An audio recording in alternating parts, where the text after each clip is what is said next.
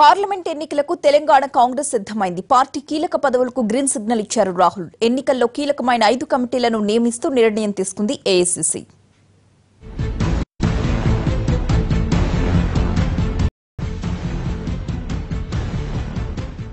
Parliament ఎన్నికల్లో ప్రచార బాధ్యతలకు విజయశాంతిని కట్టపెట్టింది అధిష్టానం.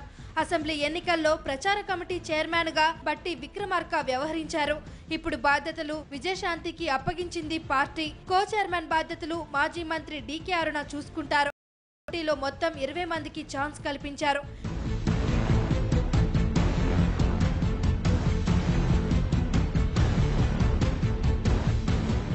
ఇక పబ్లిసిటీ కమిటీ బాధ్యత కోమటిరెడ్డి రాజగోపాల్ రెడ్డికి అప్పగించారు. అసెంబ్లీ ఎన్నికల్లో ఈ బాధ్యతలు రాజగోపాల్ సోదరుడు కోమటిరెడ్డి వెంకటరెడ్డికి ఇచ్చిన అధిష్టానం. రాజగోపాల్ రెడ్డి చైర్మన్ గా ఏర్పాటు చేసిన పబ్లిసిటీ కమిటీలో 16 మంది సభ్యులు ఉంటారు. ఇక కోఆర్డినేషన్ కమిటీ చైర్మన్ గా రాష్ట్ర వ్యవహారాల ఇన్ఛార్జ్ కుంతియా ఉంటారు. మొత్తం ఈ కమిటీలో 37 మంది ఉంటారు.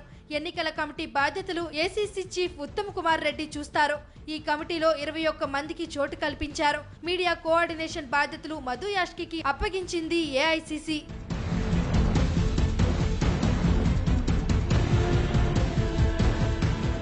టీ కాంగ్రెస్ ఎన్నికల కమిటీల భర్తీ పూర్తి కావడంతో ఇక తదుపరి కార్యాచరణ ఎలా ఉండబోతుంది అన్నది చూడాలి.